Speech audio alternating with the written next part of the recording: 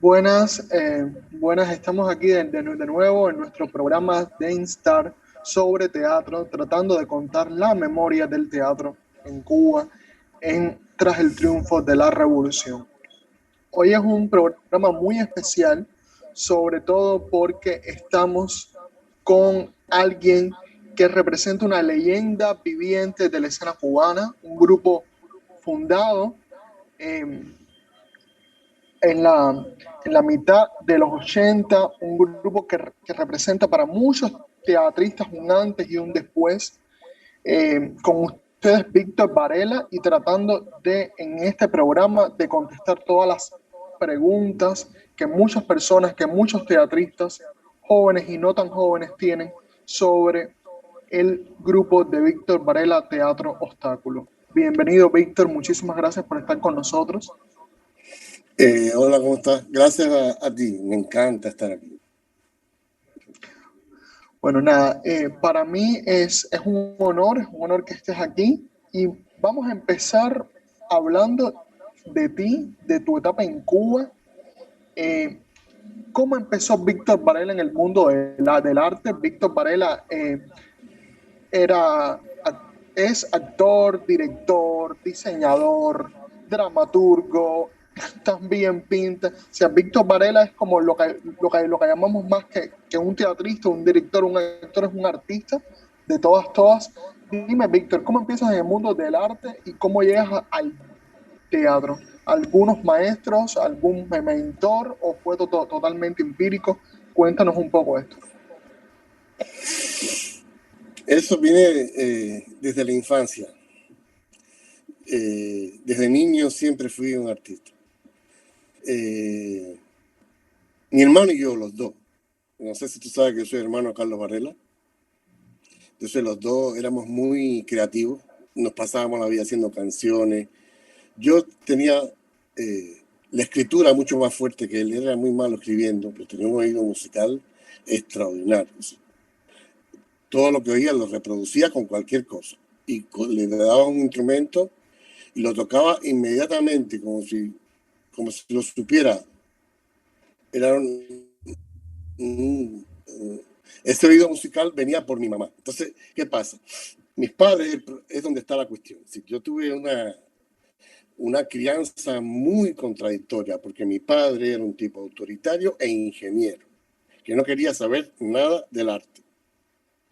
Y mi madre era una artista absoluta, pero ella no sabía que era artista. Es decir, ella dedicó su vida a su ideal era hacer una familia, pero tenía un oído musical impresionante. Sí. Cuando mi padre murió, todo cambió. Sí. Mientras mi padre estuvo, mi hermano terminó en la escuela de electrónica y yo en la escuela de física astronómica, disparando una clase de análisis matemático que era pizarras y pizarras llenas de fórmulas. Yo dije, ¿qué va? Esto yo no lo soporto. Entonces, ¿qué hice? Abandoné la carrera a espaldas de él y me fui a pintar, que me encantaba. Esa fue, digamos, mi primera vocación, a pintar al almendario. Yo salía todas las mañanas como quien que me iba a estudiar física astronómica, y lo que me iba era pintar del natural en el almendario. Es decir, mi primera vocación fue la pintura. El teatro para mí no existía. Pero ya venía toda esa sensibilidad de la infancia, hacer canción. Yo acompañé a mi hermano a la Nueva Trova, a evaluarnos y todo, porque él era medio tímido. Y fuimos los dos. Pero entonces, como yo no tenía muy buen oído musical, hacíamos dos voces y yo me iba para la primera y él enseguida cogía la segunda. Y entonces después me iba para la segunda y él pasaba a la primera. Y entonces en la evaluación nos aprobaron y dice el que evaluaba, qué interesante porque ustedes se alternan las voces. Parece que lo hacen porque saben en qué momento deben cambiar. No, era que mi hermano, sabiendo que yo me iba para la voz de él, tenía que hacerlo. Tenía que ir cambiando, ¿no? Y bueno, dimos algunos conciertos de la Nueva Trova, mi hermano y yo juntos, que en aquella época mi hermano no era nada famoso, y lo que teníamos era 3 espectadores, y aquello a mí no me gustaba absolutamente nada, y mi hermano se ponía muy bravo conmigo. Yo decía, brother, a mí no me gusta ser ese artista que figura, a mí no me gusta aparecer, a mí lo que me gusta es estar detrás de la obra de arte. Por eso la pintura me encantaba, ¿entiendes? Bueno, el caso es que yo termino en física astronómica, abandono esa carrera, me pongo a pintar del natural en el Almendares. Me había leído un libro de Van Gogh que decía, soy pintor y he de serlo. Y así, ese fue mi lema, soy pintor y he de serlo. Mira a quién yo estaba siguiendo, un tipo que se murió de hambre, que tuvo una vida horrible, autodidacta, pero tremendo, murió creyendo que no era nadie y después se convirtió en el pintor contemporáneo más importante, pero ¿qué sentido tiene trabajar para después de la muerte? ¿No? Pero bueno, ese fue uno de mis maestros, digamos, si se le puede llamar.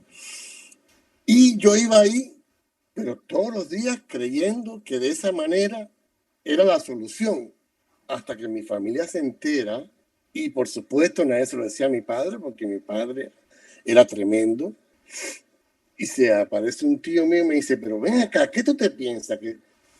Que tú eres Leonardo da Vinci, estamos en el siglo XX, ya eso no existe, de que uno se va, hay instituciones, hay reglas, y a mí no me importaba, yo seguía yendo a la Almendares hasta que me empezó al abandonar la carrera en aquella época te castigaban 2 años. No podías estudiar nada más por 2 años para que no abandonaras la carrera. Y entonces tratan de convencerme, ponen a mi hermano de ejemplo. Mira a tu hermano, ese sí es inteligente, está estudiando electrónica. Ellos no sabían que mi hermano lo que estaba era muerto de envidia porque yo me había liberado de todo, ¿no? Entonces,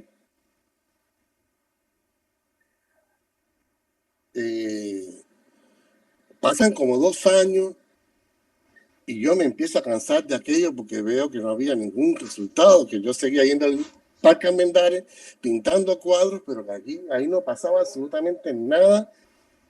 Y tú puedes creer que me llama el servicio militar obligatorio y yo voy al servicio militar obligatorio a que me pongan en el servicio militar porque estaba aburrido, ¿entiendes? Y entonces hago un examen médico excelente porque todo el mundo fingía cosas. No, yo decía todo. Ellos estaban de lo más contentos con mi examen, decían increíble, pero tengo la suerte, porque esto sí fue una gran suerte, eso fue una encrucijada, que ese llamado era para paracaidistas y mi corazón no era lo suficientemente fuerte como para ser paracaidista. Y me dicen, esta vez no lo podemos llamar, pero la próxima vez sí. Cuando salgo, mi tío que había hablado conmigo, que se enteró que yo había ido al ejército a suicidarme prácticamente, me dice, mira,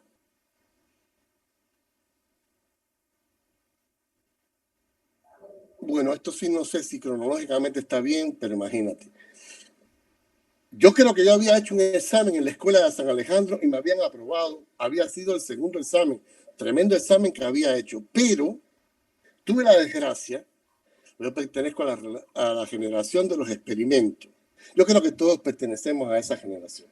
Pero tuve la desgracia que cuando entro en San Alejandro, de pronto dicen, no, ya no se puede estar en San Alejandro con el preterminado, porque los que entran en San Alejandro entran con noveno y no queremos que se crucen gente de diferentes, toda la vida había entrado gente de toda escolaridad. Y ahí es donde yo entonces no tengo chance de entrar en San Alejandro y por eso me quedo en la calle, ¿no? Entonces mi tío me dice, mira,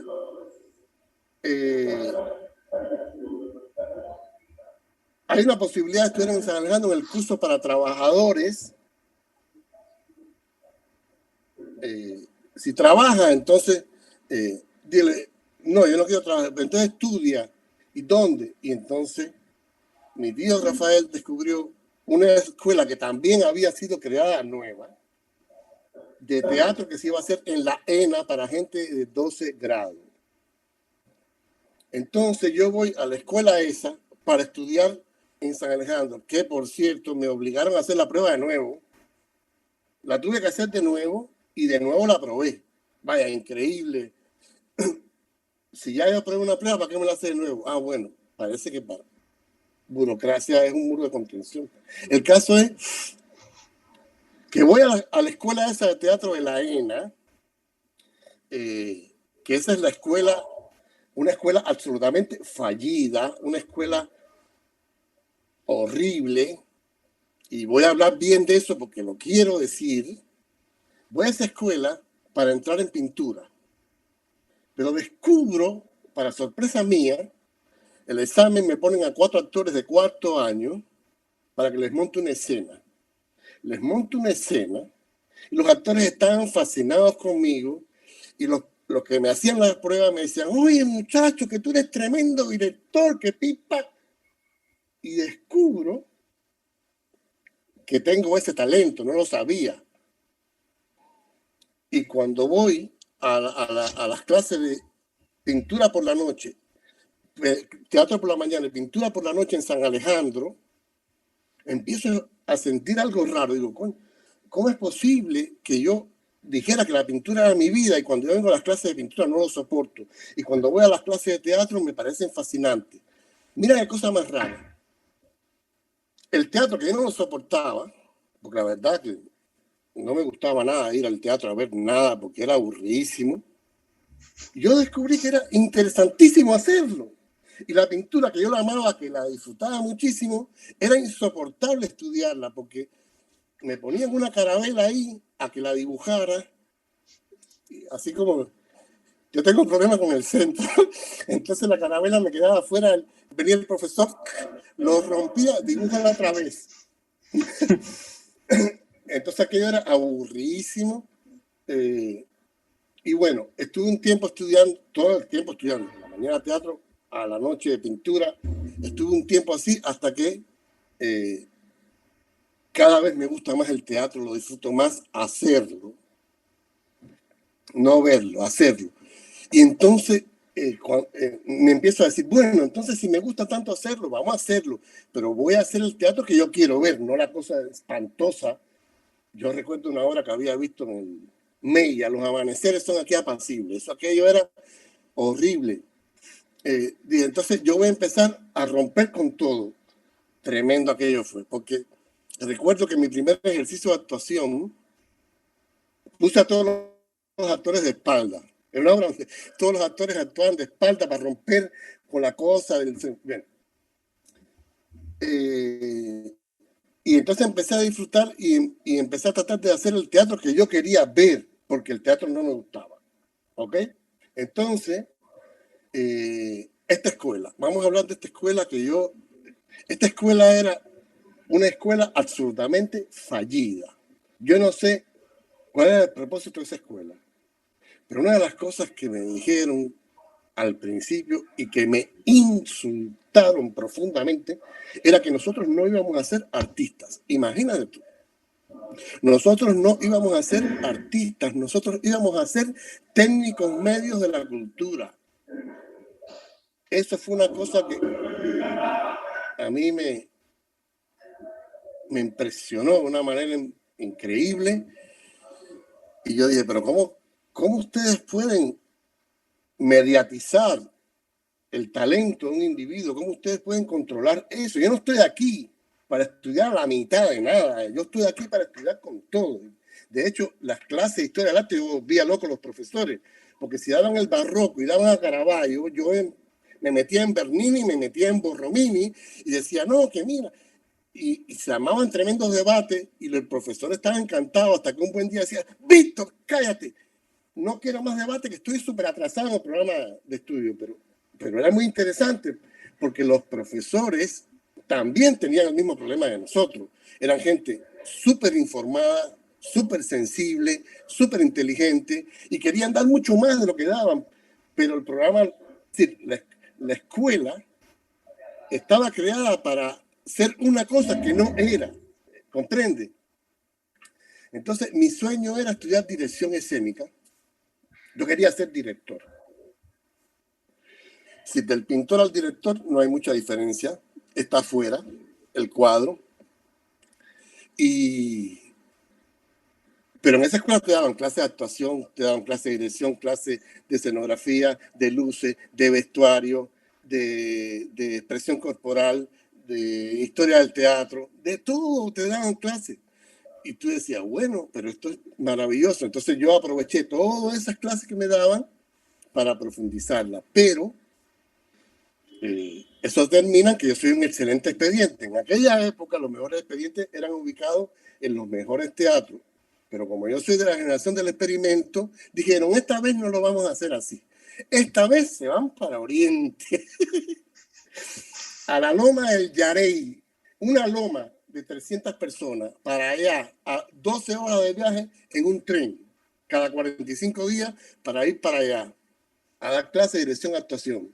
Yo me sentí así como condenado un condenado. Sin embargo, qué bueno que me mandaron allá, compadre. Eso fue lo mejor que me pudo pasar.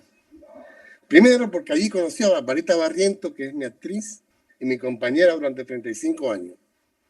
Y segundo, porque estando allá, yo tenía menos control. ¿Y qué hice?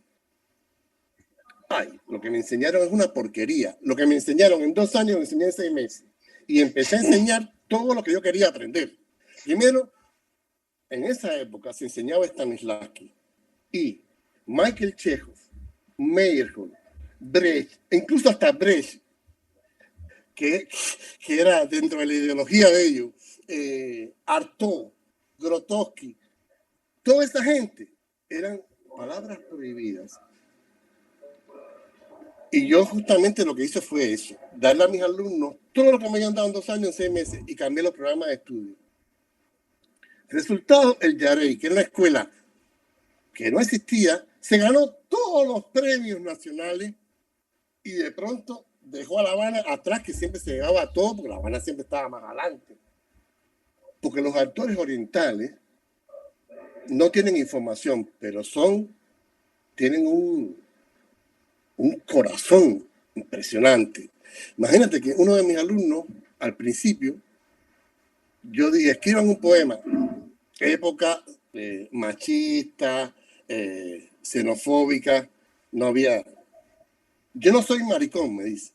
Yo, no, pero es que escribir un poema no tiene nada que ver con la sexualidad. El tipo nunca lo escribió, pero cuando llegó la hora de hacer la escena, era tremendo actor, ¿entiendes? Si el tipo, los actores que había en Oriente eran increíbles. Yo me hubiera llevado unos cuantos, no solamente a Barbarita, pero bueno, a la que me pude llevar fue a Barbarita, que la historia de Barbarita también es tremenda. Tal fue mi éxito que me hacen jefe de cátedra. Y bueno, yo acepto ser jefe de cátedra, pero fue un desastre porque yo, imagínate, ir a visitar a un profesor y evaluarlo. Todo el mundo tenía 100. Yo no criticaba a ningún profesor, quien soy yo para criticar a nadie, ¿entiendes? Entonces me empezaron a reprochar que yo no trabajaba bien como jefe de cátedra porque todos los profesores tenían el máximo. Y dije, bueno, yo no lo soportaba porque había que llevar muchos papeles. Y dije, ok, después me vengo para La Habana, me ubican en La Habana misma, donde yo me había graduado de profesor, me quieren poner de jefe de cátedra, y digo que no, que yo me quiero dedicar al arte. Y ahí empiezan los problemas otra vez. Al arte, tú. Pero mira, acuérdate que ustedes que yo había escrito una obra en el Yarey, Los Gatos. Una de mis amigas era Marisabel Díaz, la gordita, le decimos todo, ¿no? Que ya no es tan gordita, pero bueno.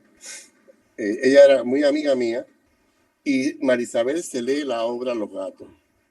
Y yo era y soy todavía muy supersticioso con que lo que yo escribo no se lo digas a nadie, no cuentes el título. Y le dije, fíjate, te la lees tú, pero a nadie. Y Marisabel no me hizo ningún caso y le pasó la obra a Vicente Revuelta. Y Vicente Revuelta se queda encantado con la obra y me llama para montarla él. Entonces yo voy a ver a Vicente Revuelta y me dice, yo quiero dirigir la obra. Y yo le digo, yo también. Y él se queda así medio y dice, bueno, pues dirígela aquí. Digo, no, tú sabes que no. Tú sabes que eso no es así. Yo quiero dirigir la obra.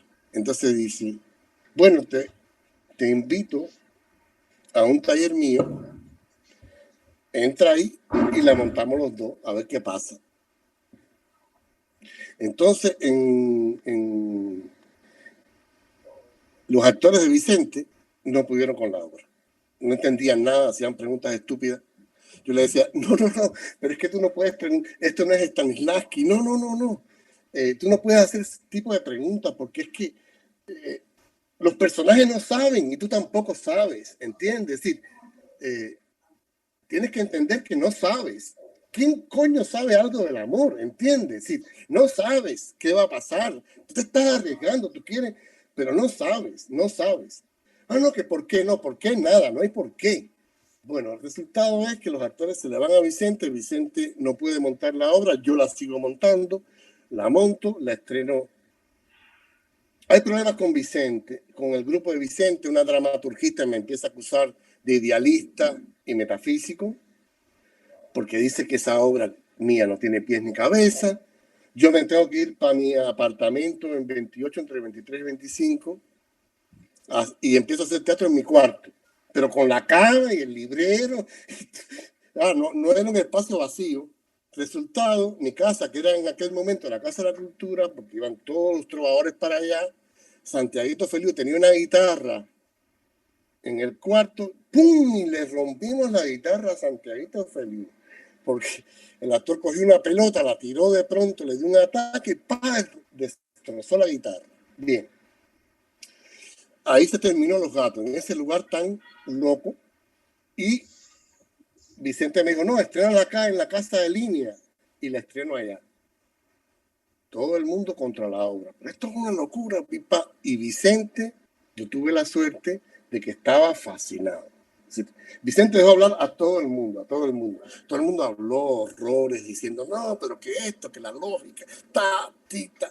Y Vicente, cuando todo el mundo terminó de hablar, y Manera Boán también estaba ahí, Vicente dice, a mí la obra me parece súper interesante. Es una de las cosas grandes de Vicente porque él no había podido montar la obra, él podía haberse sentido medio resentido, ¿entiendes? No. La defendió a capa y espada, empezó a hablar maravillas de la obra. Después Manera Boán dijo que eso era una coreografía, claro, en su visión, porque era una obra que usaba mucho el cuerpo. Fue una de los resortes que yo encontré para darle al teatro otra onda, por supuesto. Fundamentalmente fue la plástica, es decir, yo lo que hice fue pintar en el tiempo, ¿entiendes? Es decir, la pintura es un cuadro estático en 2 dimensiones. El teatro, la pintura en el tiempo es la duración, ¿entiendes? Entonces, yo trataba de que la obra de teatro fuera como una especie de cuadro plástico inmenso que duraba una hora, ¿comprende? Y entonces utilizaba muchos recursos de la plástica que el teatro no admite porque el canon del teatro es la acción. Pero yo iba contra la acción y contra todo eso, tratando de reconciliar mi vocación plástica con el teatro. Y gracias a que Manera Boán, que ya tenía un nombre muy fuerte, y Vicente, que la aceptaron, no corrió la sangre porque aquello era increíble lo que había ahí. Entonces, Vicente le dice a Raquel Revuelta que la vaya a ver. Raquel Revuelta, que era tremenda, va a verla en mi casa. Espera. Yo siempre, lo voy a decir hoy por primera vez y última, ¿ok? Es decir, yo siempre digo que yo hice teatro en la sala de mi casa porque me parece totalmente estúpido contar que hubo un romance entre Manera Boán y yo, ¿entiendes? Es decir, evidentemente, esa no era la sala de mi casa en un principio, era la de Manera Boán. Pero Manera Boán había ido a 28, entre 23 y 25 a ver los ensayos. Y ya veía que yo ensayaba con la cama y con todo. Y entonces, ¿qué hizo ella? Ella vació la sala de su casa y me dijo, ¿qué te parece si haces teatro aquí? Cuando vi aquello, que tenía una barbacoa de madera que se reflejaba sobre las paredes blancas y cogía como un color ámbar y tenía un suelo de arabescos precioso, aquello era un templo lo que me estaba dando María Juan. Y, por supuesto, fue una estrategia de ella de seducción, ¿entiendes? A partir de ahí yo me mudé a vivir con ella, pero esas cosas a mí me parecen intrascendentes, por eso yo digo la sala de mi casa, y ya, porque no tengo por qué contar que entre María Juan y yo hubo una historia de amor, pipapo, ¿entiendes? Porque hay algunas personas que, la casa de María Juan no. Una vez que yo me fui a vivir con María Juan, también era mi casa, porque estaba viviendo con ella, ¿entiendes? Y esa decisión de María Juan fue porque me vio en 28 hacer eso y dijo, yo tengo un mejor espacio porque ella quería que yo viviera con ella. ¿Ok?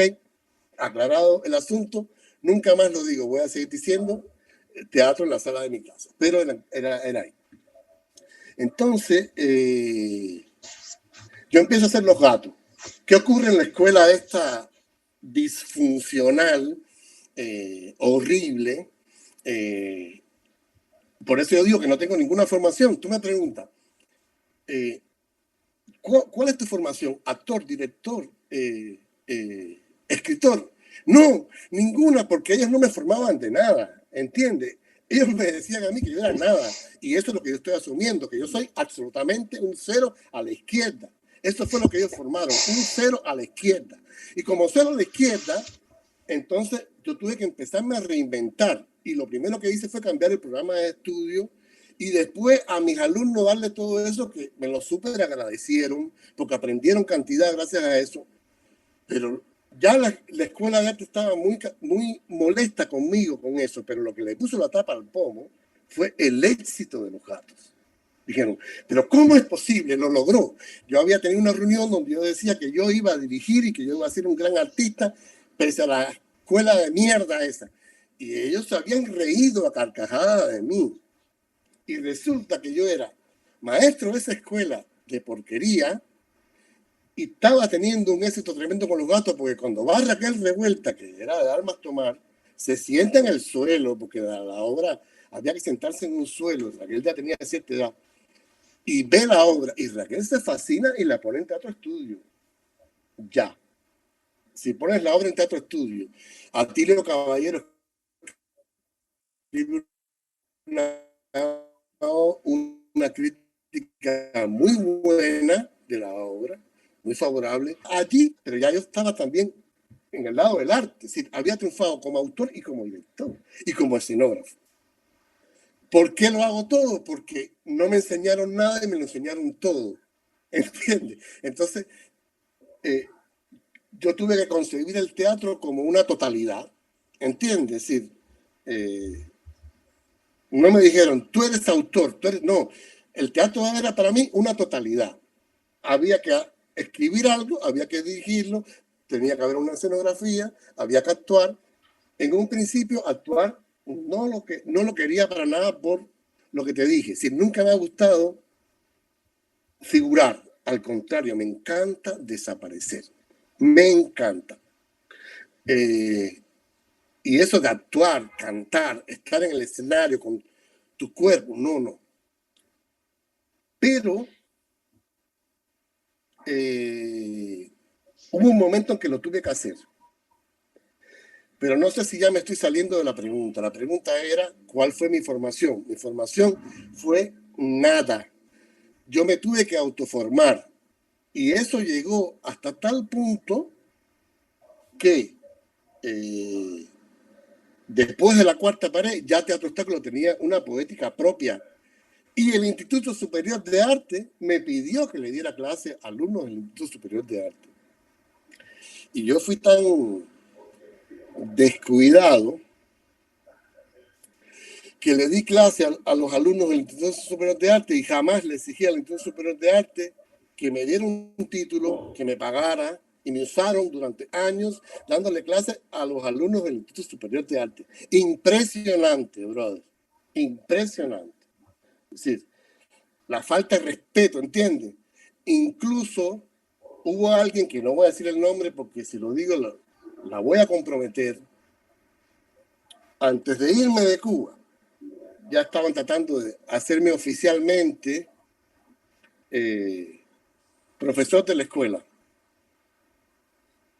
Pero ya yo había escrito un libro sobre mi método de trabajo, porque yo tuve un problema muy serio. Y es que después de la cuarta pared, todos los actores querían estudiar conmigo a ver cuál era el secreto de esa obra, porque era una bomba emocional el actor, ¿entiendes?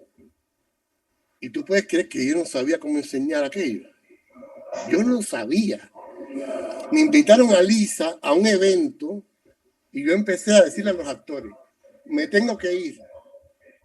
¿Y por qué? Porque aquí hay una energía rara, aquí debe haber un cementerio. No, yo no me siento bien. No había ninguna energía rara.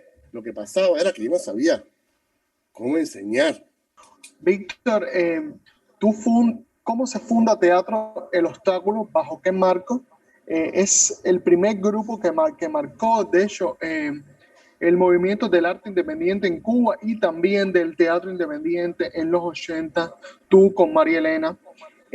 Dime, y vamos a hablar un poco de ese carácter independiente, vamos a hablar un poco de cómo se gestaban las puestas en escena, cómo se producían, cómo se investigaba para las puestas en escena, sobre todo de los dos primeros espectáculos, Los Gatos en 1985 y La Cuarta Pared en 1988. Por favor, vamos a hablar un poco de esto.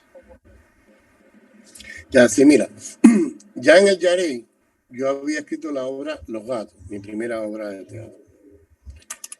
Ahí estaba conmigo Alcibiades Saldívar, que también, como yo había estudiado en la misma escuela, lo habían ubicado allá. Y él era muy buen actor y cuando se dio la obra le encantó. Ya tenía un actor para la obra, me faltaba una actriz. Después pasó lo que te conté, que Vicente Revuelta se reúne conmigo, me pide dirigir la obra, le digo que yo también, y me sugiere que vaya a su taller. Eso fue cuando ya estaba terminando el periodo del Yarey, que era 2 años, y yo tenía que volver a La Habana. Vuelvo a La Habana, doy clase en La Habana, entonces, mientras estoy dando clases, voy al taller de Vicente. María Espinosa, que era mi maestra de dirección, se entera que yo voy a montar esa obra, se la lee, le encanta y me dice, yo quiero ser la actriz. Y con ellos dos empiezo a montar la obra en el marco del taller de Vicente. Lo que Vicente quería era hacer una cosa bien abierta, que todo el mundo pudiera entrar a los ensayos, que hubiera varios proyectos, pero evidentemente empezaron a pasar cosas con los ejercicios de Vicente, gente que no era tan radical, gente que... y yo tendía a ser muy privado, me molestaba compartir mi proceso en el momento en que estaba surgiendo. No quería que cualquiera entrara, sobre todo había gente que tenía mala onda y que no me daba la gana compartir mi proceso con ella. Entonces, llegó un momento que dije, no, y Vicente caía mucho en crisis también. Si Vicente ya en esa época estaba muy mal, muchas veces no íbamos nosotros ya. Entonces, decidí montar la obra. Hice unos ensayos en la Casa Línea, pero me fui para mi cuarto en 28. Luego pasó lo que te conté con Manera Bamba. Entonces, Manera me vacía la sala de su casa y me dice, mira, haz teatro aquí. Digo, maravilloso. Entonces, yo empiezo a ensayar. Estaba estrenando ahí, por primera vez. Y ahí se estrenó la obra. No, en esa época, en Cuba, generalmente... Corte. Habla, Víctor, habla un momento, corten de nuevo. ¿Me Hubo oyes? un problema de sonido, ¿no? ¿Puedes volver a repetir lo que dijiste, lo último que dijiste? María Elena, ¿te da la sala de tu casa ahí? Vacía la sala de su casa y yo empiezo a hacer teatro ahí. Pero Marianela es una cosa y yo soy otra. Marianela pertenecía a Danza Nacional de Cuba. Ella estaba súper metida en la institución. Yo era el que era un marginal total, pero Marianela estaba absolutamente seducida por mi obra. Entonces, no le importaba. Y en esa época, la cosa no era tan difícil. Es decir, había mucha solidaridad.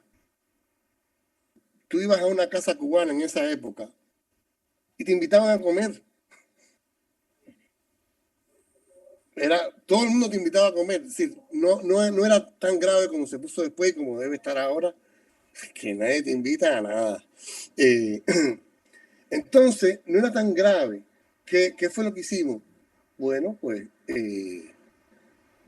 nosotros ganábamos el dinero dando clases en la escuela esta de la ENA y aparte hacíamos esto, lo hacíamos absolutamente gratis y además no le cobrábamos la entrada al público.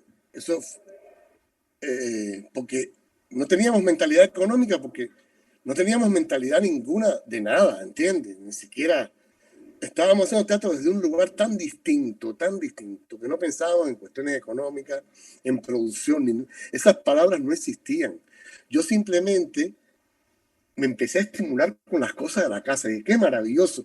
Usaba lámparas de casa para iluminar la obra, linternas, cosas, objetos cotidianos para hacer la escenografía. Y aquello era interesantísimo porque era un lugar no teatral. Y al ser un lugar no teatral, todo lo que usabas se convertía en una maravilla. Entonces, por eso la obra gustó tanto, porque era una locura aquello. Entonces, así se hizo la primera obra. Se terminó la primera obra, entonces yo le dije al Alcibiades Saldívar, oye, quiero armar un grupo más grande, porque no vamos a hacer un grupo de 2 personas toda la vida. Y Alcibiades me dijo, no, qué va, yo no tengo voluntad para eso. Ve por tu lado, yo voy por el mío. Y ese fue por su lado. Y entonces yo empecé a buscar jóvenes, gente que yo conocía en la calle, que le había gustado mi obra. Y yo le decía, oye, tú puedes ser actor. Así conocí a Tania Coto, que había sido una fan de Los Gatos. Oye, Tania, tú tienes una cara de loca tremenda. Tú eres tremenda actriz. Sí, de verdad. Oye, muchacha.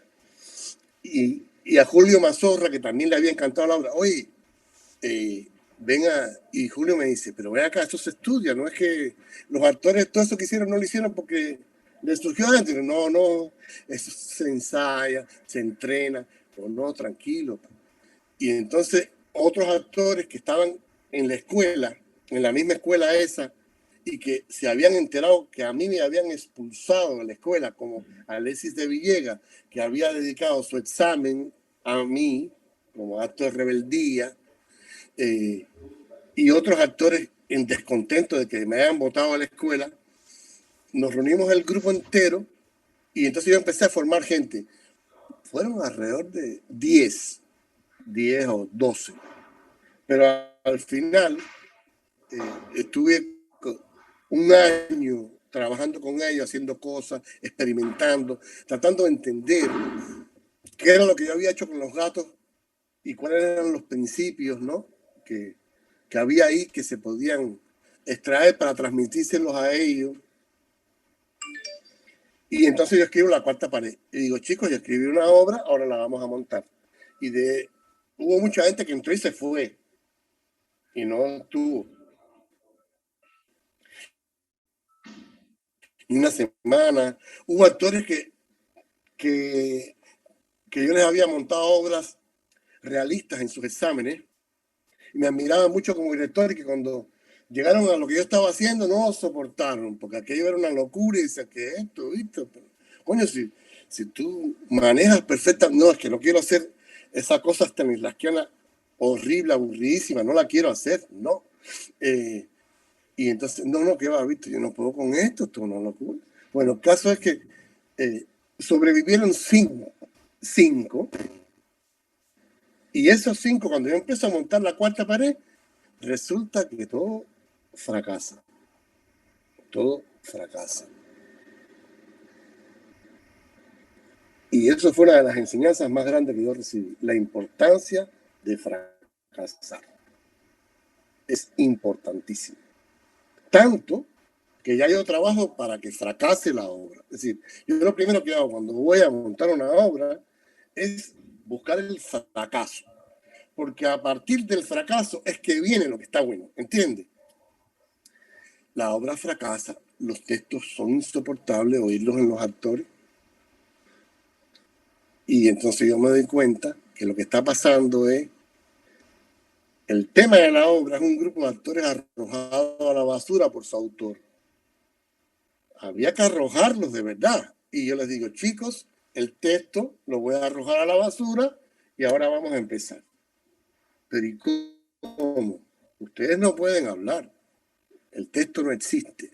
Y a partir de ahí surge otra técnica totalmente distinta a lo que yo esperaba.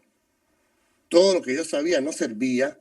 Y entonces creé en un desconocido total y salió esa obra maravillosa que después la gente me decía, dame un curso, y yo no se lo sabía dar porque yo no sabía qué era lo que yo había hecho.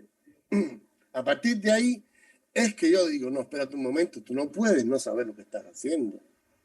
Tú tienes que saber. Y entonces empiezo a meter la conciencia en el proceso. Que hay mucho de ficción porque es mentira. Tú no puedes intelectualizar un proceso creativo. Jamás. Pero algo tienes que decir, algo tienes que decir, como ha pasado con todos los métodos de trabajo, ¿no? Y entonces sí empiezo a darme cuenta que yo tengo una tendencia hacia lo conceptual muy grande, natural, y que yo tengo que saber, no solamente saber, sino ser capaz de ser crítico de mí mismo, porque la crítica estaba absolutamente perdida y me estaba interpretando de una manera horrible. Me daba vergüenza lo que decía la crítica de lo que yo estaba haciendo. Entonces,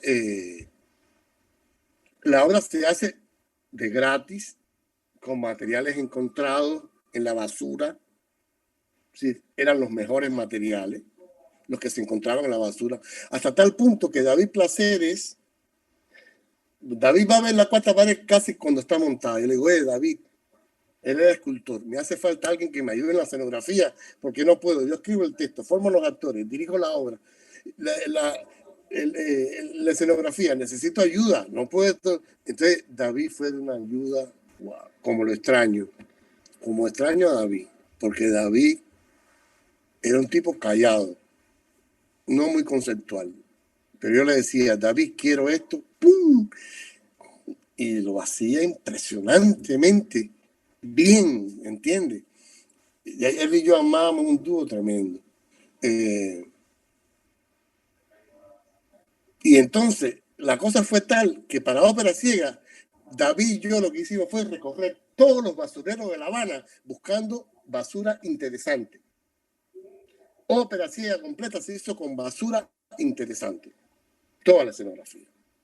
Claro, fue un trabajo tremendo. Estuvimos casi como 3 meses recolectando cosas. Y después tornillitos, maderitas, cositas. Y después ensamblar todo aquello. Okay. Bien. Tampoco cobramos nada en la cuarta pared. Y ya había ciertos actores que los padres le decían, ven acá, tú vas a una casa todos los días, de lunes a domingo, y ensayas desde las 10 de la mañana hasta las 10 de la noche, todos los días, y tú no cobras nada. Y entonces ya empezaban los problemas. Entonces, los actores me empezaron a decir, oye, brother, llevamos ya 3 años en esto, de gratis. Entonces, nosotros nos levantábamos a las 5 de la mañana, íbamos al Parque José Martí, que quedaba cerca. En el Parque José Martí corríamos a las 5 de la mañana 10 pistas. Después hacíamos ejercicio de Tai Chi Chuan. Después hacíamos ejercicio de yoga. Después respirábamos en el pino y después nos hallábamos en el malecón. Dime, ¿qué clase de entrenamiento? Eso es insuperable. Bañarse en el malecón sabiendo el sol. Después de haber hecho ejercicio de las 5 de la mañana hasta las 7, lo que salía de ahí eran dioses llenos de luz, ¿entiendes? Y radiábamos una clase de energía. Aquello era tremendo.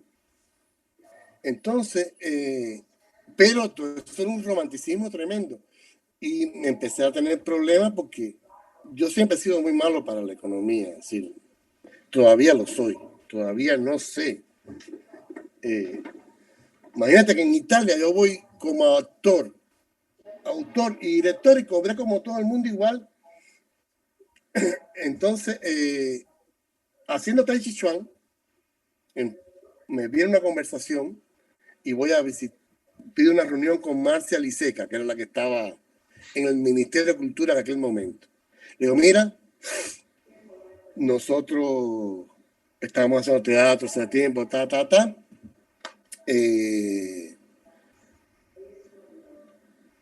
queremos vivir de esto, queremos dedicarnos a esto, pero no podemos vivir del aire, así que, ¿cómo hacemos? Dice, no, te voy a mandar un consejo de expertos. Consejo de expertos. Ahí vienen el consejo de expertos. José Antonio Rodríguez, Flora Lauto, Sergio Corrieri, el mismo Vicente. Miles de directores ahí viendo la obra, sentados en mi casa, y no dieron respuesta nunca. No, esa mujer nunca me respondió nada. Nos quedamos en el aire. Resultado, bueno, seguimos haciendo eso, los actores seguían protestando, y de pronto, y nosotros haciéndonos, Vicente, cuando me llamó la primera vez, oye, Víctor, que Eugenio Barba se aburre en todas las obras, es insoportable, sale sin hablar, no se despide de nadie, lo quiero llevar a tu casa a ver los gatos, a ver si lo motivo, porque, y cuando Eugenio va a mi casa, está 4 horas hablando, y entonces se puso de moda llevar a las grandes personalidades a mi casa. Entonces, en mi casa fueron Patrice Pavis, ahí sentado, Yaroslav Ivanov, el culturólogo ruso, Irina Slavinka, la antropóloga polaca. Y aquello eran unas discusiones súper intelectuales sobre la antropología del símbolo, sobre la metafísica, sobre la resurrección, que fue una de las lecturas más hermosas que ha tenido la obra, la polaca, que hizo de la obra. Y ahí había unos diálogos de altísimo nivel intelectual. Y entonces aparece Rafael Rojas, que en aquel momento, él era un estudiante, pero era un genio ya. Ya Rojas era un genio en aquella época. Y cuando Rojas ve aquello, Rojas queda loco. Rojas empezó a escribir lo que nadie escribía. Un espectáculo sin precedentes en el teatro cubano, dejate descaro. ¿Qué grupo 12 de Vicente? No, hombre, ¿no? Vicente fracasó totalmente con Grotowski. Vicente no pudo con Grotowski. Los actores empezaron a cortar el cuerpo. Y a mí me pasó algo así con un actor que además abandonó la obra un mes antes del estreno. Freddy un día cogió y se empezó a dar con la cabeza en la pared.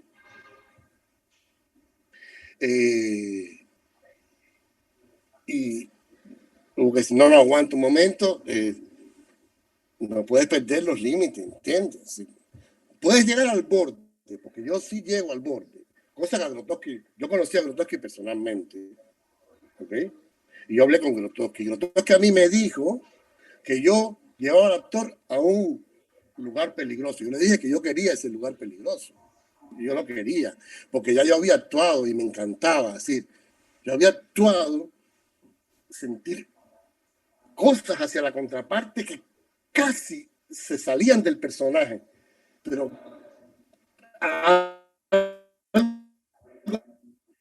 las contenía, y en ese límite era que de verdad ocurría la. Entonces, ese es mi concepto del teatro. Y por eso el público nos adoraba, porque el público repite eso sabía último, Víctor. que nosotros... Víctor, repite eso último de tu concepto del teatro, que se escuchó raro. Que yo creo que el teatro hay que actuarlo en el límite. Yo creía en aquella época. Ahora, lo que yo creo es que hay que ir más allá del límite. Hay que quedarse sin límite. Pero en aquel momento, a mí me encantaba ese momento donde el actor tenía que luchar para sostener la emoción de su personaje, porque ya se estaba convirtiendo en una emoción personal, y podía, ese momento donde Otelo ahorca a Desdémona y está, un pelito no lo hace. A mí me gusta que el actor actúe en ese límite. Y yo creo que es muy cubano, porque los cubanos somos así. Los cubanos somos exagerados, los cubanos nos encanta. eh, eh, y cuando en la cuarta pared había espectadores que le daban ataques epilépticos, que había que sacarlos en camilla, porque no soportaban aquello. Y no era que fueran escenas de crueldad, sino que los actores estaban en una emoción tan intensa que les producía una catarsis demasiado fuerte. Bueno, ¿y yo por qué te estoy contando todo esto?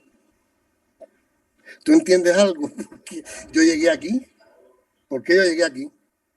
Hablando de la cuarta pared, ¿no? Hablando de la cuarta pared, del teatro independiente, de cómo fue el proceso de los gatos y de la cuarta Bueno, pared. ya. Entonces seguimos haciendo la obra y ¿qué ocurre?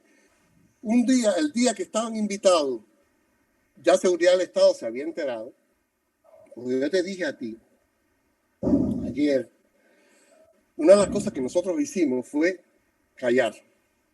Lo hicimos todo en silencio. Cuando yo tomé la decisión de hacer teatro en la sala de mi casa, yo no se lo dije a nadie, porque yo sabía que eso iba a traer problemas.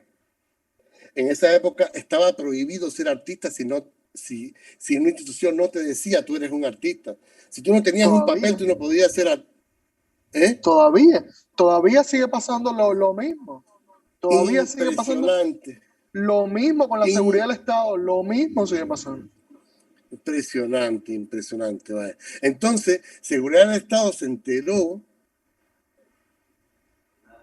A mí me botan de la escuela con la excusa de que yo estoy investigando autores que la revolución cubana no aprueba. Pero en realidad yo lo que creo que ellos me botaron de la escuela porque ya yo me estaba haciendo un artista. Y eso eso era un mal ejemplo para mis alumnos. ¿Entiendes? Mis alumnos veían cómo yo había rebasado esa escuela de mierda y de hecho muchos después la rebasaron y se convirtieron en directores, entre ellos Mayito Junquera en Camagüey. Enseguida, sí, yo era un mal ejemplo, entonces me botan de la escuela. Y Seguridad del Estado se empieza a dar cuenta de una cosa, que nosotros estamos teniendo un gran éxito y que las instituciones no tienen el mismo éxito, teniendo todos los recursos. Entonces, buscan la manera de echar a perder eso. ¿Qué hacen? Hablan con el vecino. La verdad, nosotros éramos unos desconsiderados. Nosotros metíamos esa obra de una función de 8 de la noche a 10, ¿verdad? 2 horas la obra. Y aquello era a gritos, sin consideración ninguna. Bueno, el vecino que nunca había protestado de pronto aparece con una lista de vecinos que nosotros hacemos mucho ruido y que ellos tienen que madrugar y que no pueden dormir bien de noche. Así empezó todo. Él me dice eso, no le hago ningún caso, sigo haciendo la obra, pues ¿qué voy a hacer? No tengo, ya me habían expulsado de la escuela, me habían dejado sin nada. Lo único que tenía es el lugar. Y hay una función muy importante, justamente donde iba a ir Patriz Pavilla, Celay Manuel, allá en la vinca, aparece el tipo de la seguridad y me dice, no puedes dar la próxima función. Y yo le digo, no, claro que la voy a dar. Vienen personas muy importantes para mí, yo lo siento. Di la función y al día siguiente, montadito en el carrito de policía, la escenita esa, preso, armado tremendo lío, porque Araujo, Raquel Revuelta, enseguida se resuelve y entonces reunión con Raquel Revuelta. Me dice, Víctor, ¿y ahora qué vas a hacer? Digo, si no me dejan hacer teatro en la casa, lo voy a hacer en la calle. Dice, Víctor, en la calle, no. Raquel Revuelta. Digo, yo no me voy a quedar sin hacer teatro. Ellos no me van a quitar la posibilidad de hacer teatro. Así que o la casa o la calle. Dice, no, ten paciencia. Y Raquel me dice, lo digo porque ella ya no está viva y no la estoy perjudicando. Víctor, entonces, dime, cuando te montan en el carro de patrulla, que Raquel interviene, dime, ¿qué negociación llega Raquel finalmente contigo? O sea, ¿qué es lo que te dice Raquel Ella me llama aparte porque Raquel y yo teníamos muy buena química. Sí, aparte de... Había una admiración ahí mutua, ¿no? Yo admiraba en ella, siendo una persona tan posicionada en el poder, que tuviera la capacidad de ir a la sala de mi casa, ver aquello y decir, esto se pone en teatro estudio. Y no, y la cuarta pared, ella puso la cuarta pared en el Nacional. Y eso fue lo que la seguridad del Estado no perdonó, porque ahí se hizo súper famosa la cuarta pared y querían votar al director. El director fue a mi casa a decirme, firma esta carta que no fui yo, que fue de Raquel Revuelta, que me quieren votar. Porque Raquel Revuelta era intocable, ella podía hacer lo que le daba la gana, no sé por qué, pero otra persona no. Entonces, Raquel me llama y me dijo, Víctor, confía en mí, estate un tiempo sin hacer nada en la casa, confía en mí. Y ahí me enteré de cosas que yo no sabía. Tú no sabes lo que es estar prohibido como director años como estuvo Vicente Revuelta. Vicente Revuelta había cogido ramalazos también, ¿entiendes? Si ahí todo el mundo cogió ramalazos. Del 59 en adelante todo el mundo cogió ramalazo. Tú no sabes lo que es estar años sin poder dirigir una obra. Yo viví eso con Vicente. No hagas nada, déjame a mí, confía, aguanta sin hacer teatro un tiempo. Y yo aguanté, tuve la presión de los actores, dije no, Raquel me dijo que no. Y Raquel, ¿qué hizo? Se reunió con las altas esferas y dijo, señores, aquí pasa algo. Hay un grupo de personas que no son graduados, que no tienen título de nada y están siendo la vanguardia del teatro cubano. Tenemos que hacer algo, porque esto es absurdo. Y entonces vino la genial idea de los proyectos, porque el problema que ellos tenían era, ¿qué lugar le vamos a dar a una persona que graduamos de nada? ¿Entiendes? Es graduado de nada. ¿Qué lugar le vamos a dar? Entonces inventaron los proyectos, que es lo que existe todavía en Cuba, me dijiste tú, que es cuando una persona no autorizada, que no tiene un título de graduado de actor, de director o de lo que sea, hace algo relevante dentro de la materia, entonces la institución asume su proyecto por un tiempo determinado, 1 o 2 años, le da seguimiento y si la persona sigue haciendo cosas buenas, entonces lo vamos extendiendo. No, Y por Víctor, eso, aclaro para decir que en estos momentos, hace muchos años que la institución no acoge a proyectos nuevos. La institución está cerrada para ingresar proyectos nuevos. No quiere, ni ya, siquiera de ya, personas que son graduados de escuelas de arte. Las personas ya, ya tienen una serie de proyectos creados con personas de una trayectoria X y está cerrada a recibir proyectos ya, nuevos claro, claro, ya, y no acepta a ninguna persona que no sea graduada de escuela. claro. Ese no es como... Bueno, claro, porque es que ya todo se fue de control. Si todo el mundo se dio cuenta que con la institución no hay nada que hacer y todo el mundo quiere estar fuera. Entonces, el problema que hay en Cuba ahora es que nadie quiere estar en la institución. Todo el mundo quiere liberarse de ese límite para poder ser libre, creando. Entonces, como todo el mundo quiere ser independiente, me imagino el problema que esa gente tiene. Pero en aquella época éramos nosotros nada más. Entonces, hicieron una reunión con... Bueno, nosotros no. Detrás de mí, ¿quiénes tú crees que se hicieron independientes? Mi hermano se creó un grupo de música independiente, porque yo se lo dije, oye, hazte tu grupo de música, no esperes por nadie. Mi hermano se armó un grupo de músicos. María Juan creó su grupo de danza independiente, danza abierta, fuera de danza contemporánea. Caridad Martínez, que iba a mi casa a ver las cosas, hizo ballet teatro. Carlos Díaz, que había visto todo, digo, yo también hizo el público. Es decir, ya había como esos proyectos que estoy ya estaban sonando. Entonces la seguridad del Estado se puso a poner nerviosa. Dijo, se está extendiendo esto. Entonces hablaron conmigo, reunión. Y yo, de pedante, dije, pongo 3 condiciones para salir de la casa y aceptar una sede. ¿Cuáles? Condición número 1.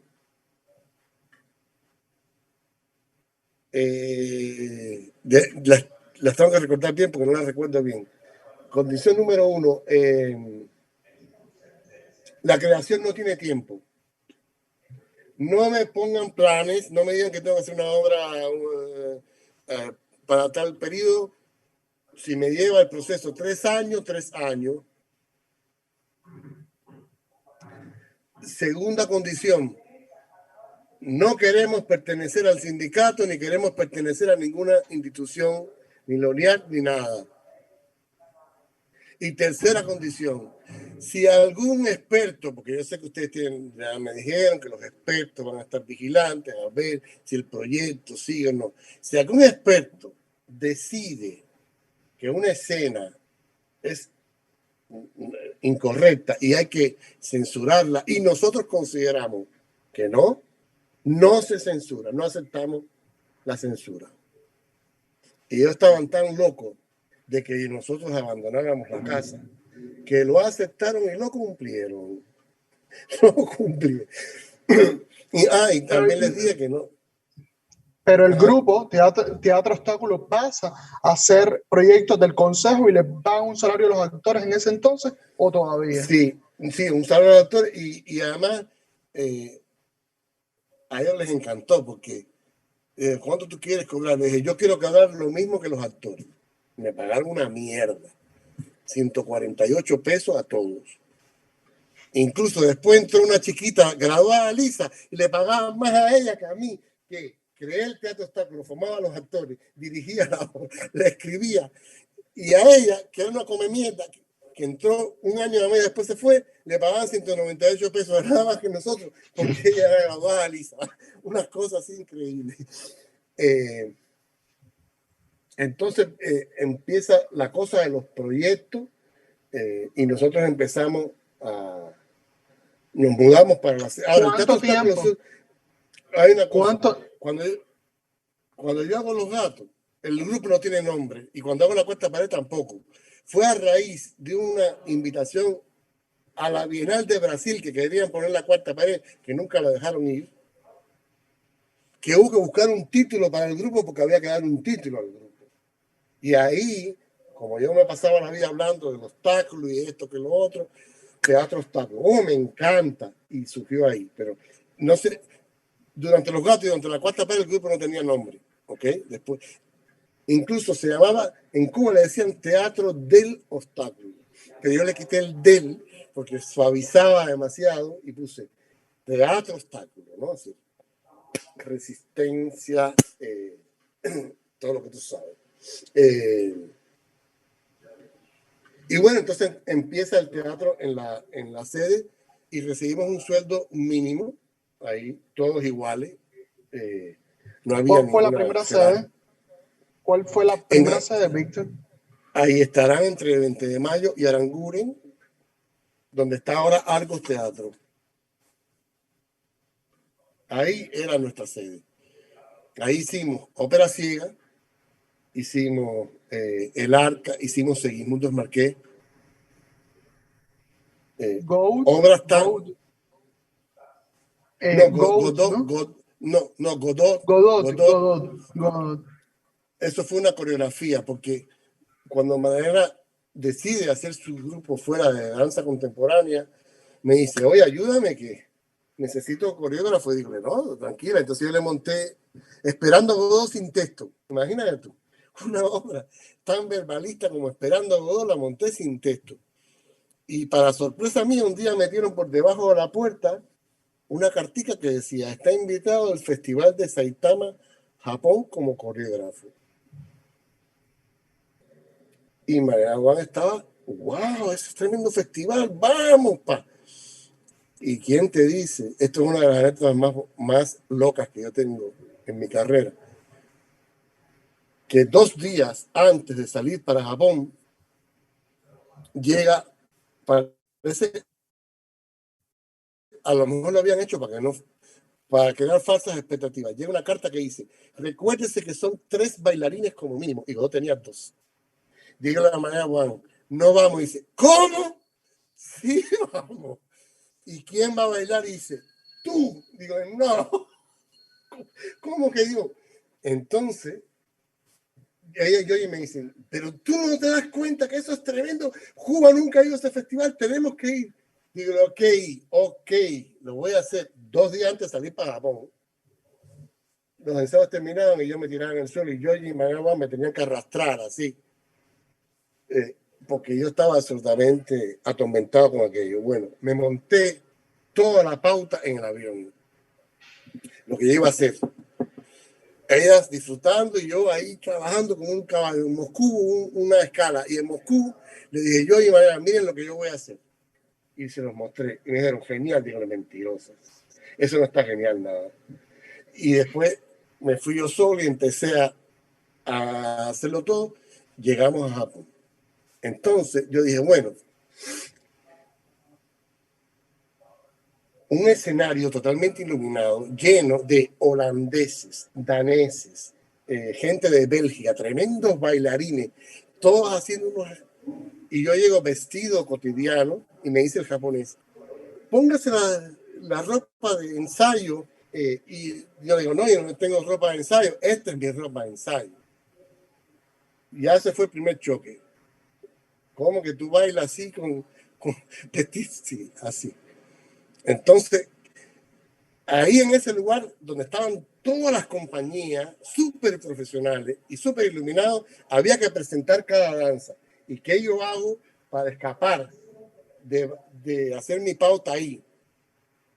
Me pongo todo el tiempo al lado japonés diciéndole, y aquí haces esto, aquí hay lo otro, y esta luz va aquí, y el sonido va aquí.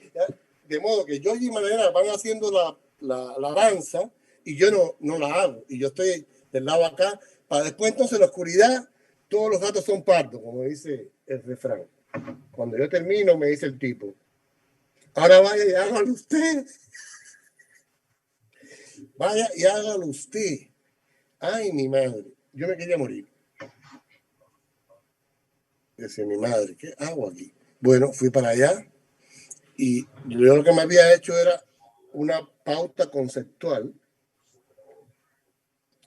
a partir del conocimiento de lo que planteaba la danza posmoderna, que la danza posmoderna plantea que todo es danza. Entonces, yo no pretendí danzar nada.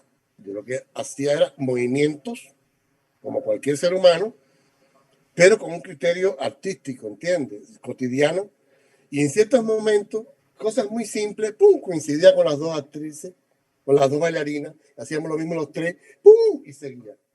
¿En qué año eso? Todavía cuando haces lo de Godot, ¿estabas en la casa o ya estabas en el Estarán? Ya estaba en el Estarán. Ya estabas en el Estarán. ¿Qué obras hiciste a partir de Estarán? Aquí hay obras como la ópera ciega, Sí. monodrama. Pero déjame terminar la historia de este momentito, que es muy, muy interesante. Cuando yo termino de danzar aquello que yo me quería morir, tú puedes creer que todos los belgas y los holandeses se me empiezan a acercar y a decirme que yo lo que había hecho era genial. Entonces me dieron toda la autoconfianza del mundo y yo andaba por todo Japón bailando. Llegué a La Habana, la obra cogió premio en Japón, en un festival importantísimo. Una periodista me fue a visitar la casa llorando, diciéndome que había tratado de publicar mi premio y que no lo habían permitido. Y que si yo lo decía, ella se iba a negar, pero que ella quería que yo supiera que ella había tratado de decirlo. ¿Ok? Eso es lo que quería, nada más ese detallito. Sí, bueno, en la sede de Montado, Ópera Ciega, que es tan buena como La Cuarta Pared o mejor.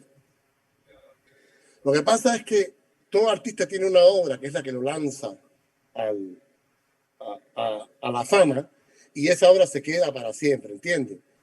Pero Ópera Ciega es tremenda obra y también Segismundo, El Arca, todas fueron muy buenas, la verdad. Monodrama. Monodrama tengo aquí en el 92. Sí, Monodrama es una versión de La Cuarta Pared, pero por una sola actriz, por Bárbara Barrientos. Sí, el grupo se separó. Llegó un momento que cuando empezamos a salir, ciertos actores se empezaron a quedar fuera y entonces dije, ay no, La Cuarta Pared no se puede perder. porque la cuarta pared. Entonces, como Babi y yo teníamos toda una relación ahí muy fuerte, y además estábamos invitados a un evento en Italia donde iba a estar Grotowski, y yo decía que lo que yo hacía no era Grotowski, y lo sigo diciendo, que eso no tiene nada que ver con Grotowski. Porque además pude ver toda la obra de Grotowski y no tiene nada que ver. Grotowski es un niño de teta al lado de nosotros. Lo que Grotowski hace son pantomimas al lado de nosotros. Nosotros nos pasamos. Aunque no es así, sí, lo del teatro Grotowski fue muy fuerte, estoy exagerando. Entonces yo dije, no, si va a estar Grotowski, yo quiero que él vea nuestra obra para ver. Y entonces le monté a Barbarita la cuarta pared unipersonal, pero lo mismo, solo que ella sola. Entonces la idea era que el viaje ella lo hacía sola, porque ya todos los demás personajes no estaban. Y lo presentamos allá y la vio un actor de la vieja guardia de Grotowski de los 60 y el actor que él había formado en Nueva York, de la idea del performer primario, no sé si has oído hablar de eso. En su última etapa, Grotowski hace una cosa que Peter Brook llama el performer primario. Richard Thomas estaba ahí, los dólares. Richard Thomas era un tipo muy pedante, se creía la última Coca-Cola del desierto y se creyó que él podía con Babi y se sentó así en primera fila y cuando Babi, porque en la obra hay una relación con el público, el tipo entró con Babi y trató de actuar junto a Babi. Eso es lo peor que tú puedes hacer. ¿Sí? Cuando te entran en la cuarta pared o en cualquier obra de teatro, no actúes porque estás en desventaja con el actor, ¿entiendes? Y el tipo es un ridículo que todo el mundo se empezó a reír de él. Porque trató de hacer las graficaciones de Babi y no le salieron. ¿Vale? Un papelazo que hizo el tipo impresionante. El otro actor de la vieja guardia, mucho más humilde, lo que nos dijo fue, oye, pues ustedes son increíbles. El tipo estaba fascinado con nosotros. Entonces, eso fue, por eso es que la cuarta pared ha existido hasta ahora todavía, a través de Babi, aunque Barbarita ya me dijo que no tiene fuerza para hacerla, y creo que ya la cuarta pared ni siquiera en versión unipersonal va a poder ser, porque ya Barbarita tiene cierta edad y no, bueno, la energía de la cuarta pared es muy fuerte, es físicamente, vocalmente y emocionalmente extremadamente fuerte. Y cuando ella lo hizo unipersonal, le cayó todo a ella, más fuerte todavía era. Entonces, yo quisiera montársela a otra alguien actriz. joven. Sí, Háblame no sé si montas. Ajá, sí. de Segismundo y El Arca en el 1994. Estas dos puestas en escena. Sí, el Segismundo Marqués es un momento maravilloso porque tiene que ver con una experiencia que yo tengo en Italia. Yo subo a la Catedral de Santa María del Fiori, todos los escalones, y cuando llego a la cúpula, que es la famosa cúpula de Brunelleschi, yo me siento ahí arriba y tengo una experiencia mística, fascinante. Yo no creo en Dios, pero yo sentía que aquello se parecía a Dios. No sé. Yo no creo en Dios, pero siempre estoy dialogando con Él. Y cuando yo descanso en esa cúpula y miro así toda a la vista, es increíble, de Italia, que bajo, yo empiezo a escuchar un pero dentro de mí, que decía Anahat, Nahat, Nahat, Anahat, Nahat, Nahat, y esto qué cosa es. Después me entero que en Italia los italianos dicen que había encantamientos en el aire y por eso que los italianos son cantores, que yo había oído eso. Esa fue una versión. Otra versión fue que era el chakra del corazón, según los hindúes, que suena más o menos así. El caso es que yo dije, voy a hacer un espectáculo con esta música. Y lo escribí pensando en esa música. Por eso que cuando yo leo el espectáculo y yo lo canto. El texto de Natsenagai dice, Natsenagai, mi nombre ya no me pertenece. No se me cae mi nombre, ya no me pertenece. En el séptimo día del séptimo mes cada año. Sí, el texto es cantado, ¿no?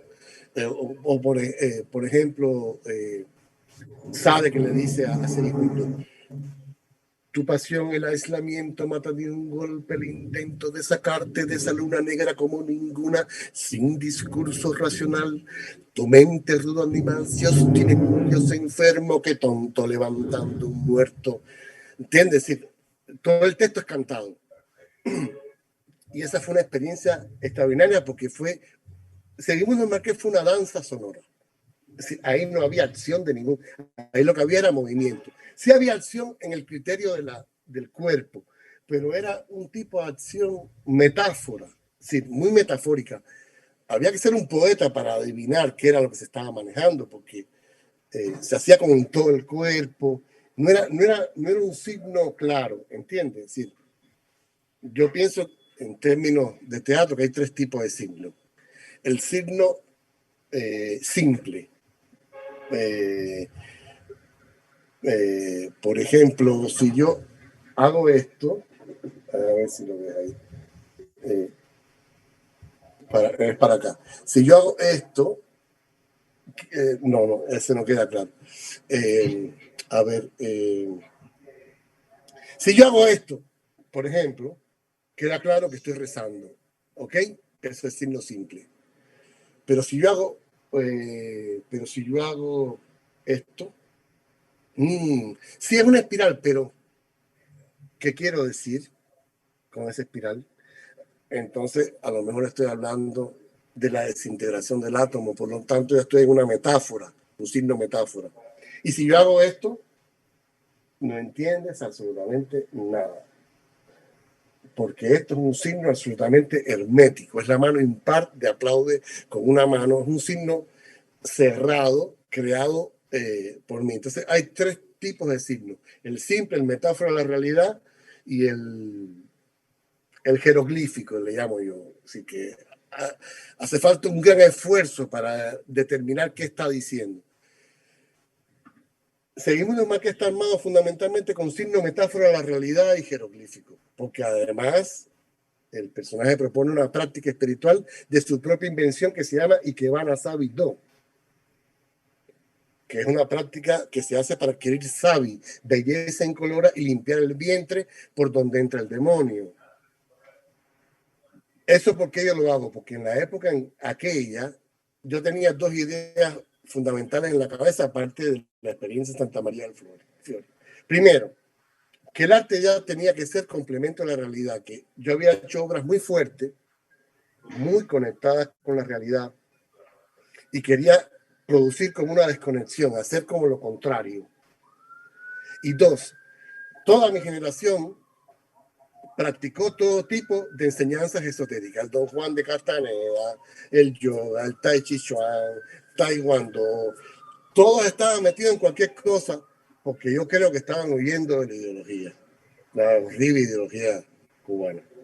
Entonces, para de alguna manera defenderse de aquella cosa tan aburrida, se metían en eso. Entonces, yo quise hacerle como un homenaje a esa actitud de inventarse una práctica esotérica fuera de la realidad para un poco soportarla. Y eso fue un poco Segismundo Márquez, ¿no? También estaba la El cuestión arca, ¿no? del andrógino. El, en ese ¿Eh? inmundo. En ese inmundo. Sí, también estaba la cuestión del andrógino, es decir, la idea de que no hay ni malo ni bueno, que uno es un poco malo y un poco bueno a la vez, y que uno tiene que equilibrar esas cosas, porque eso está siempre. En este caso, el perverso y el santo. No es ni santo ni perverso, es un poco de las dos cosas. Y un poco ir contra el concepto ese occidental de la cultura binaria, ser o no ser, bueno o malo. No, en Oriente hay una cosa que es el Tao. Es decir, el Tao es lo que equilibra la relación entre el bien y el mal. Hay que tener Tao, no hay que ser bueno ni hay que ser malo, hay que tener Tao. Cuando tú tienes Tao, tienes equilibrio, ¿no? Entonces yo quería ir contra esa cosa occidental de lo binario y, Está el arca. Y el, Ahora, maestro, háblenos espera, un poco de la... déjame cerrar algo importante de este espectáculo. Entonces, este espectáculo, al ser tan espiritual, yo tomé la decisión de hacerlo sin ningún apoyatura teatral. No escenografía, no luces, no sonido, nada. Espacio vacío. Y se hacía a las 3 de la tarde, con la luz del sol, y la música eran los cantos de los actores y los sonidos, porque había mucho sonido, ¿no? Se cantaba, pero se hacían sonidos intercalados y el propio actor creaba la música. El actor lo creaba todo, es el espectáculo del actor por excelencia. Después de eso, que es un momento muy radical, yo necesito volver otra vez a la realidad, porque la realidad estaba terrible. Imagínate que se había caído la Unión Soviética y nosotros todos pensábamos que también en Cuba se iba a acabar el comunismo, que era lo que queríamos todos, que se acabara aquello porque no funcionaba. Y no se acabó, brother, no se acabó. Este hombre, Fidel Castro, metió un discurso llamando libélulo asquerosa la novedad de Moscú, que era la que... Y diciendo que no, que nosotros seguíamos. Ay, mi madre. Entonces dije, no, a esto hay que escribirlo. Y escribo el arca, que lo que cuenta es la historia de cómo Noé se hace un arca cuando todo el socialismo del este se hunde para salvaguardar los valores del sistema. Y ahí lo que hay es una pionera que cuando sea grande quiere ser extranjera, Coco y Sebastián, que quieren celebrar un matrimonio de odio porque no hay amor, no hay salvación, y Usbel, que representa un poco el artista, que cita a Joseph Boy en la Operación Coyote, en un manto de fieltro y un callado contra el coyote, que es la ideología castrista. Esa fue el arca. Y esa ya fue la última obra que se hizo en Cuba. ¿Qué te dejaron hacer? Que fue, bueno, ya ahí empezaron ya los problemas. Ellos siempre se habían ocultado. Por ejemplo, ellos trataron de comprar un actor del grupo.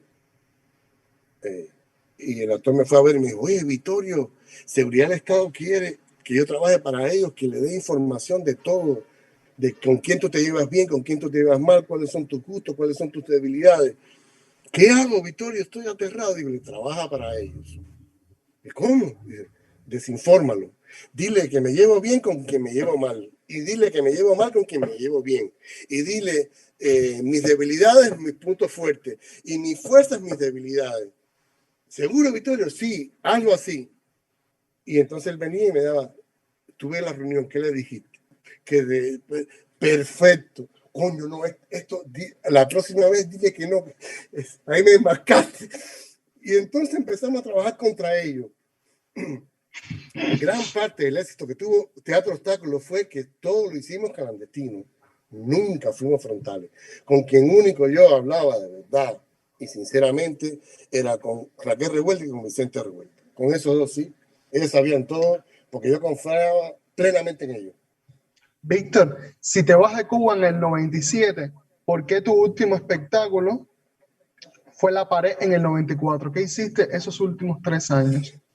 Es que viajé mucho, tenía muchos viajes, viajaba mucho y tenía tantos viajes que incluso yo le pedí al Centro de Danza que me dieran un año para poder cumplir con todos los viajes que tenía. ¿Reponías Sobre todo en el Cono espectáculos? Sur. Exacto, lo que hice fue temporadas de todos los espectáculos y aquello se llenaba y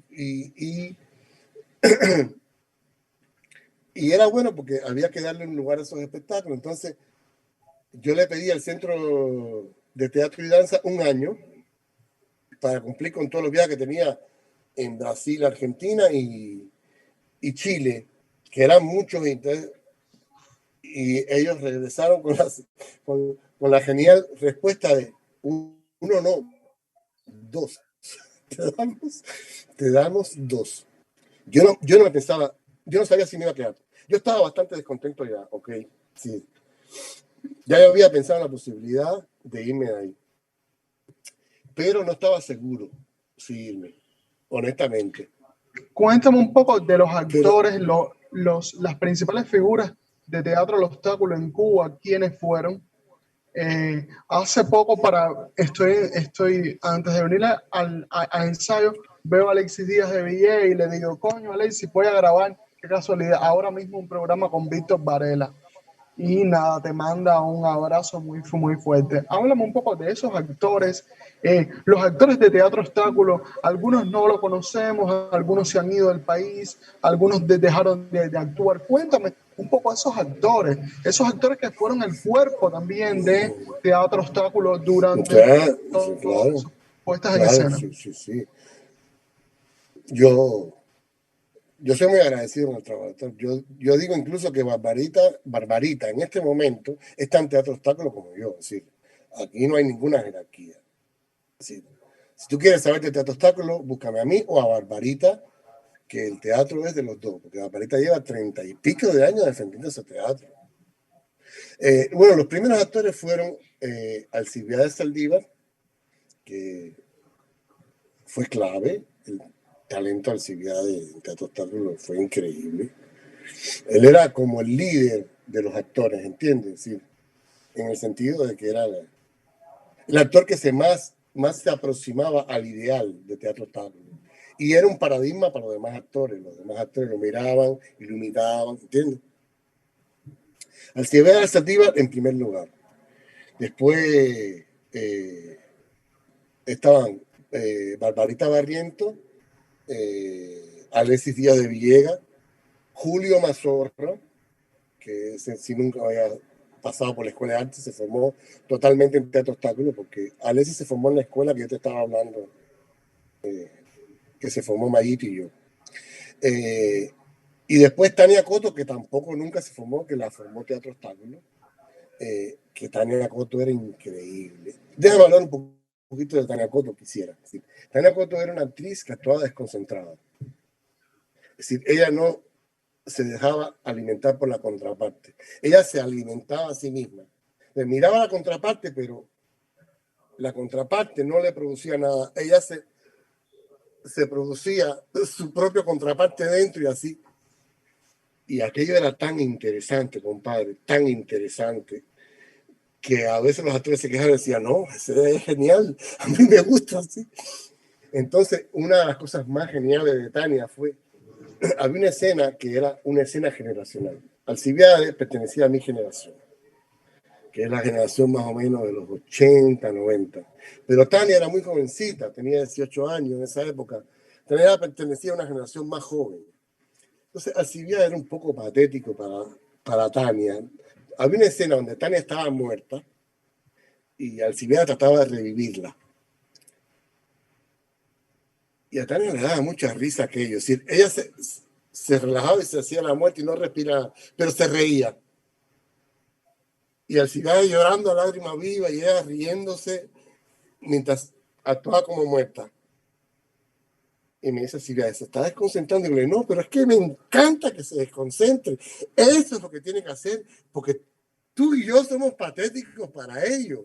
Si ella se está riendo de nosotros. Y eso es lo bueno, que tú estás llorando porque ella, como nueva generación, no tiene el compromiso que tú tuviste. Ella se está riendo porque ella no quiere tener el compromiso que tú y yo tuvimos. Y eso es lo maravilloso. Era una de las escenas más bellas de la cuarta pared. Cada vez que Alcibiades cogía a Tania, la trataba de revivir y lloraba porque no revivía. Y Tania se reía, pero seguía como muerta. Aquello era una fuerza increíble. Y tenía que ver con la desconcentración del actor. Tania no se concentraba. Y yo nunca le enseñé a concentrarse. Porque además me parecía todo un estilo de actuación. ¿Sí? Lo único que yo no he podido hacer escribiendo libros sobre teatro es registrar el poder de los actores. Hay cosas que no se pueden enseñar. No se puede enseñar a tener la mirada espiritual de Barbarita Barriento. Esa Barbarita cuando actuaba y miraba, Irene Rabinka se quedó pero paralizada con la mirada de Babi. ¿Cómo se llama esta mujer de Yuyascani? Teresa Rally, Rally. Cuando vio actuar a Babi, dijo que le temblaron los ovarios. Eso no se enseña. El carisma, la intensidad. Eso nace con el actor, ¿entiendes? Y yo hubiera querido armar una técnica a partir de Tania, pero ¿qué va? No, Tania no pudo soportar. Cuando pasamos al aula, en ópera ciega, Tania no pudo dar pie con bola, se sintió muy ofendida porque no sabía usar la palabra. Y Tania, tranquila, ten paciencia. Tú tuviste un proceso demasiado fuerte. Tú te hiciste famosa de la noche a la mañana sin pasar por nada. Yo me acuerdo que Lili Rentería, cuando fue a ver La Cuarta Pared, le dijo a los actores, le dijo así: mira, ustedes no saben el tiempo que llevo yo actuando y estudiando actuación, y no tengo ni remotamente una obra como la que ustedes tienen. Cuídenla. Para cerrar, me gustaría decir, un honor para mí que tú, teatrista independiente, me entrevistes. Es lo máximo para mí. Muchas gracias. Gracias, maestro, de verdad. Un honor. Gracias a ti y a todos en Cuba. Gracias.